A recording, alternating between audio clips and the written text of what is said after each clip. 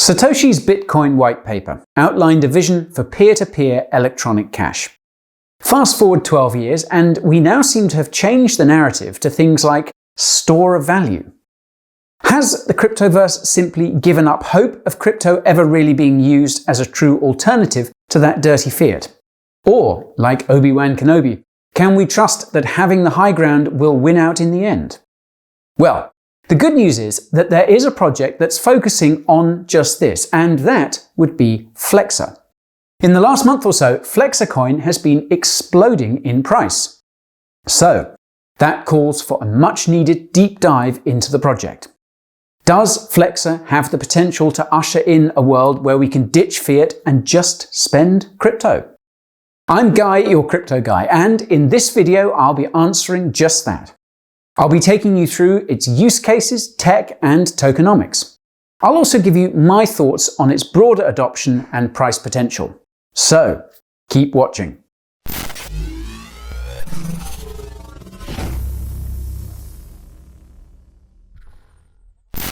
Before I get going, there are a few things I need to say. Don't let the accent fool you. I am no financial advisor. Sorry to disappoint you, chaps and chapettes. That means that this video is for educational purposes only. Be sure to consult your financial advisor before making any investment decisions. Also, if you've stumbled onto the channel for the first time, then welcome to the Bureau. I've blocked all my mates on Telegram to help me focus on bringing you cracking crypto content that covers all you need to know. If you want to join me in finding those nuggets of crypto gold, then be sure to hit up that subscribe button. Also, don't forget to switch on those notifications if you want to be the first to know whenever I share another video. Okay, enough waffle, let's get flexing on Flexa. To kick things off, I need to let you know the problem that the chaps at Flexa are trying to solve. If you know all about that, then be my guest and save the time by skipping ahead to the rest of my analysis using the timestamps below. Alright, so I guess many of you have seen stores shutting down everywhere due to a little thing called COVID-19. Yes, it's made things tough for merchants. However, even in the best of times, things are pretty damn tricky. So what am I talking about here? Well, I am referring to things like card fraud, transaction costs, and chargebacks. To give you an idea of the scale of the problem here, you should know that card fraud losses hit around $28 billion last year alone. Chargebacks, on the other hand, account for around 0.5% of all transactions made. On top of all that, merchants are being forced to pay some pretty extortionate fees levied on them by card companies or payment providers. This usually amounts to 3 to 4% of the value of the entire transaction. So yes, be warned if you want to set up a store. It's a damn tough gig at the best of times. Even worse is the fact that smaller merchants face the biggest share of these types of losses. That's due to smaller businesses having less advanced systems and processes to detect and stop fraud or defend against chargeback disputes. So this all begs the question, are card companies and payment processors just greedy money grabbers? Well, I'm going to level with you, the likes of Visa are no vagabonds. However, when you make that card payment in a store, there sure is a messy web of stuff going on behind the scenes. You can see the settlement process for a regular US card payment right here. In short, for the merchants to get that money you've paid them via card, there is a bonkers 10-step process. So it's no wonder that payment processing fee levels are sitting at around 3 to 4%. What this crazy settlement process means is that you have the likes of Walmart paying about $5 billion a year in payment processing costs. To put that into perspective, the amount that Walmart paid in payment processing costs in a year is roughly the same as the entire GDP of Barbados. The point is that merchants are facing crippling fees and fraud costs when it comes to accepting electronic payments. Surely there's a better way. Well, let's take a look, shall we? As many of you have guessed, blockchain and cryptocurrencies could theoretically help with all of this. It turns out that having tamper-proof transactions on a blockchain is pretty handy for merchants, when it comes to helping solve fraud problems. Payment processing costs can be reduced, and blockchain inherently provides native support for boardless payments. This opens up merchants to a global pool of customers without needing any additional payment infrastructure or currency exchange. Good news when it comes to reducing fees. But here's the classic chicken and egg problem. Crypto probably needs widespread merchant adoption to become a viable alternative to fiat. However, merchants are highly unlikely to want to jump through many hoops to accept it as a payment method. So, as things sit, it's probably not reasonable to expect most merchants to be willing to manage the operational and technical complexity of dealing with crypto at scale. That's why most will probably want to use an intermediary service that's easy for them to leverage and enjoy benefits like fraud resistance and low processing fees. So, what do customers stand to gain by using crypto to pay for things? Well, do you like the idea of your bank knowing everything you spend your money on? Do you want freedom of choice? Now, I know what you're thinking. You're watching this video and shaking your head because you know there are ways to pay with crypto in stores. So, let's move on to that now. The truth is that the majority of money today is processed using legacy systems created in the 1970s. So yeah, it's certainly not as efficient as it could be. There are a plethora of different apps and crypto cards out there which theoretically allow you to spend that cryptocurrency in the real world. However, here's the deal. Most simply add another layer on top of that legacy system. Think about it. Most of these solutions require you to have a bank account, and they involve the likes of Visa and MasterCard. This all means multiple tiers of centralization. Yes, these solutions do have value, and I'm not trying to poo-poo those efforts. However, what they're trying to do is reinvent the wheel with crypto as some sort of bolt-on. Instead, maybe we should be looking at things a bit like Daenerys Targaryen and look to break that wheel with a better system. Now, I know what you're thinking. Season 8 of Game of Thrones can get in the bin. Also, since 2008, there has existed a pretty well-known cryptocurrency called Bitcoin. Why the heck do we need another payment system? Well, when it comes to almost any cryptocurrency, there are three major issues when it comes to their use as cash in the real world. The first is slow transaction times. Last time I checked, Bitcoin transaction times can take 20 minutes for 2 confirmations on the blockchain. Yes, I know that it is technically possible for merchants to accept zero confirmation transactions. However, the drawback with this methodology is that it leaves merchants open to double spend attacks. Not a great thing if you're wanting to actually lower those fraud costs. Also, picture this. You're going to the local supermarket to do your weekly shop.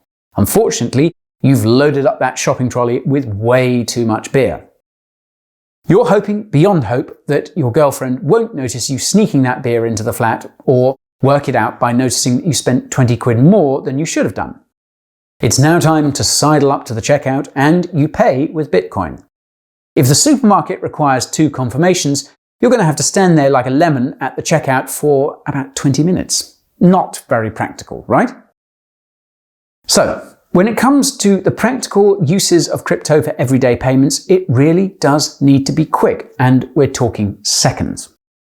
The second issue faced by crypto is consumer-facing fees. Unless you're like me and just love using crypto wherever you can, the chances are that regular consumers will not pay to use crypto as a payment method. So, yeah, those transaction fees could be an issue. Sure, many of us in crypto don't mind paying $1 or $2 for a crypto transaction. However, think about how many fiat transactions you do in a month. It's probably well over 100. Then think about how you would feel if $1 or $2 was added to each transaction. It would add up quickly, and that would suck, right? The final obstacle is broad acceptance. For crypto to be widely adopted and used as cash, it probably needs to be accepted for a majority of daily expenditure. Just being honest here, folks. So, all 3 points are massive asks indeed, and the truth is that any new crypto payment network needs to meet the needs of both merchants and consumers in order to work. Now that you know the types of problems faced by merchants and the adoption of cryptocurrencies, I want to move on and explain how Flexa is trying to solve these problems. The Flexa project is basically made up of 3 main components: the SPED-N app and Flexa's ecosystem of integrated apps, the Flexa network protocol, and finally its token that some know as Flexacoin and others know as AMP. I'll explain that later. To kick things off here, I'm going to look at the SPED-N app. This was created by the team at Flexa, and they claim that this is the first mobile app that allows for practical crypto payments by enabling instant, no-fee transactions in stores and online. Yes, I know what you're thinking. What's the point of this app when we have crypto cards? Well, the truth is that many of those crypto cards out there are prepaid cards that require you to load the card in the first place. So that means you need to convert your crypto to fiat and have that money sitting there on your prepaid card balance before you spend it. That could be kind of annoying for some people. That is not an issue with the SPED-N app at all. To spend in store, all you need to do is tap Flexa on the payment terminal and scan the code on your phone to pay. It's that simple. So, what's happening in the back end? Well, your crypto is getting converted into fiat and being sent to the merchant within seconds. Oh yeah, the app supports Bitcoin, Ethereum, Litecoin, Bitcoin Cash, Gemini Dollar, and Zcash. So, that sounds all well and good for people like you and me. However, how is it for the merchants? Well, for merchants to accept payments via Flexa, they don't need any special hardware or software to be installed on a physical point of sales terminal. Pretty easy. To kickstart that merchant adoption, Flexa have adopted a strategy of achieving broad coverage for customers' everyday spending. That meant they focused their initial efforts in 3 categories that make up about half of all consumer spending. That would be food/dining, entertainment, and clothing. So, has that merchant adoption strategy been working? Well, you can now pop into around 41,000 stores in the US and Canada with the SPED-N app and pay for stuff with crypto. Pretty neat. When it comes to other apps that have taken the leap and integrated Flexa, you can see a list of them right here. So, there are some pretty big names there. Let's move on to the Flexa network protocol now, shall we? In short, this is an open standard that allows for instant crypto payment in stores and online, while allowing merchants to receive fiat deposits via their point of sale.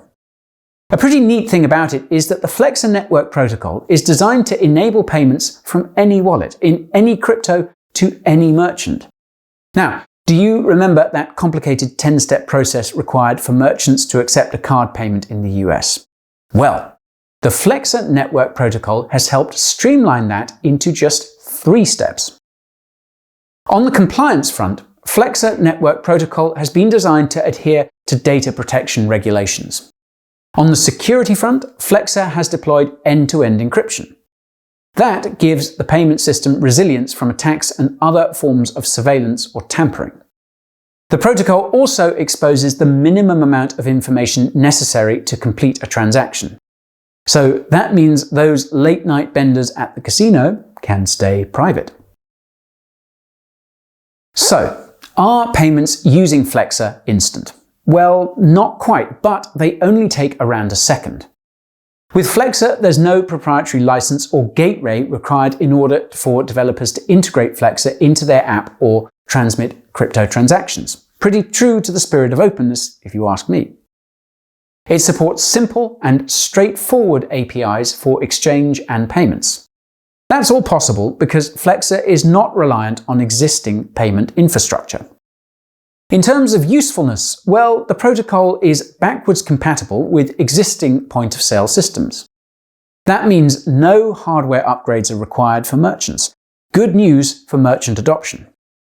Now, I want to address the elephant in the room, and that is the project's token, Flexacoin. To kick this section off, I've some breaking news. On the 30th of September, Flexacoin will essentially be no more, with Flexa destroying its ownership of the Flexa token contract and support for Flexacoin ceasing on the Flexa network. So, what the heck is going on? Well, the folks at Flexa and Consensus have been working on a new token called AMP, AMP. This is basically an upgraded version of Flexacoin, which is actually supported by the network right now. You can think of AMP as Flexacoin 2.0. But why the switch? Well, in a nutshell, it's all down to AMP's extensibility and ERC20 compliant framework, which offers new opportunities to improve the speed and security of transactions. Yes, if you hold Flexacoin right now, you probably want to swap it for AMP. However, aside from that, nothing has fundamentally changed for Flexacoin holders. The swap rate is 1-for-1. The supply economics of AMP are identical to Flexacoin's. So is the supply cap, long-term token distribution, and supply curve. In other news, Flexa has been working on increasing AMP liquidity, and to help do that, they've partnered up with the Gemini exchange. Yep, that's the exchange owned by those Winklevoss twins. By the time this video comes out, AMP may already be listed here, so be sure to check up on that. When it comes to the utility of AMP, it serves a pretty essential function in the protocol. Basically, in order for the Flexa network protocol to work, a neutral collateral token was going to be required. This would help facilitate those instant crypto payments at the point-of-sale terminals. What that means is that the utility of AMP is to temporarily collateralize cryptocurrency transactions when they are waiting to be confirmed on the blockchain. In other words, Flexacoin is essentially what guarantees that any given Flexa network transaction will settle. That collateralization is required because Flexa is essentially advancing that fiat to the merchant. This is in order to achieve those 1-second payment times and complete that transaction. That's what saves you from twiddling your thumbs in a store for ages if you make a crypto payment here. Here's the deal. If the transaction is never confirmed due to malicious activities, then the AMP collateral can be liquidated to cover the fiat advance made to the merchant.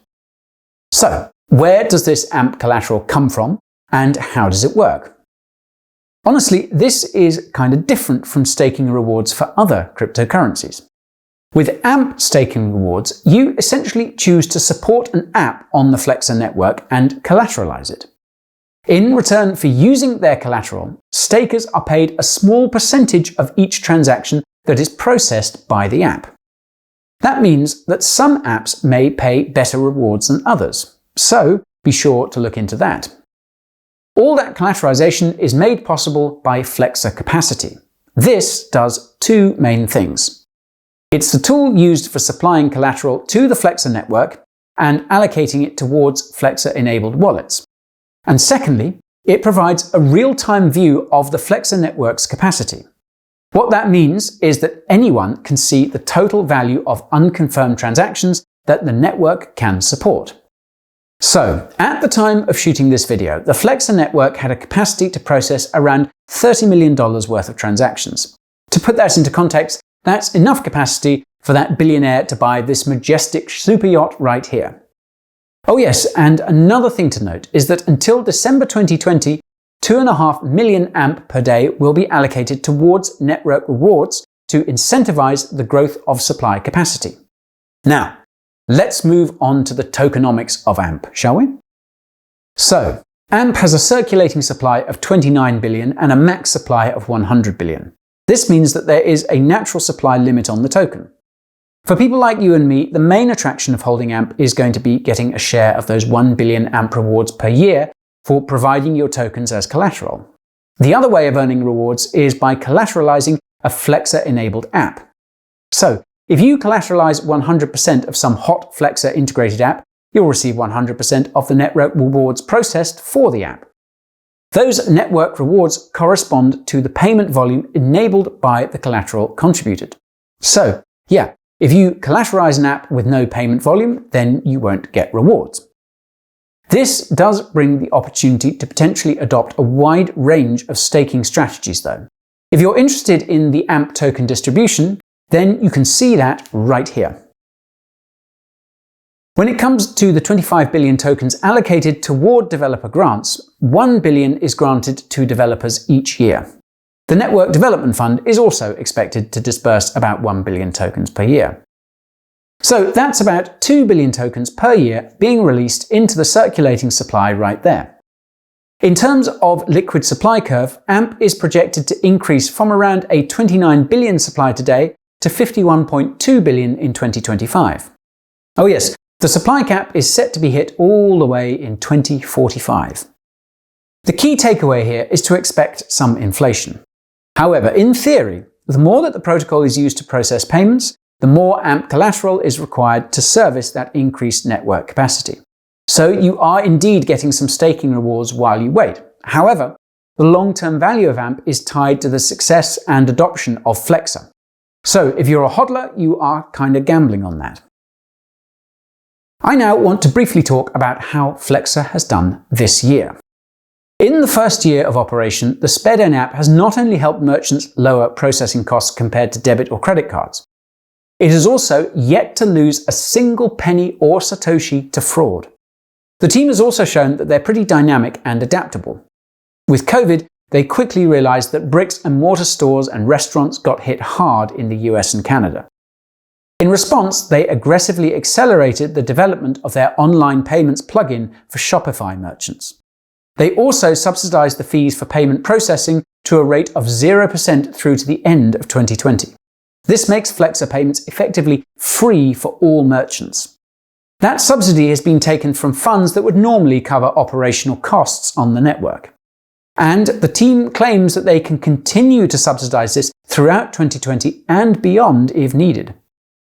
Oh yes, remember that Flexa just requires a scan of a Flexa code to pay? Well, maybe that touch-free payment method is now even more relevant in the crazy world we now live in. Having said that, COVID could be a headwind when it comes to growth in bricks and mortar stores. However, ramping up sales via their Shopify plugin could neutralize this or even be net positive. So, just bear that in mind. Alrighty folks, this video is getting long and it's time to share my final thoughts. In my humble opinion, Flexa is certainly trying to solve one of crypto's major problems when it comes to merchant adoption. That has always been a chicken and egg issue, and I find it pretty damn impressive that you can spend crypto using Flexa at over 41,000 stores in North America. That being said, let's be real here.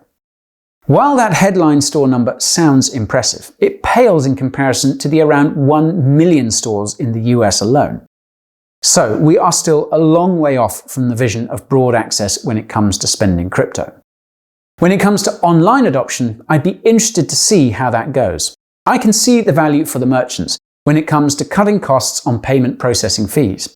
However, with respect to online payments, I don't really think people care if it takes 20 or 30 minutes for a crypto transaction to go through.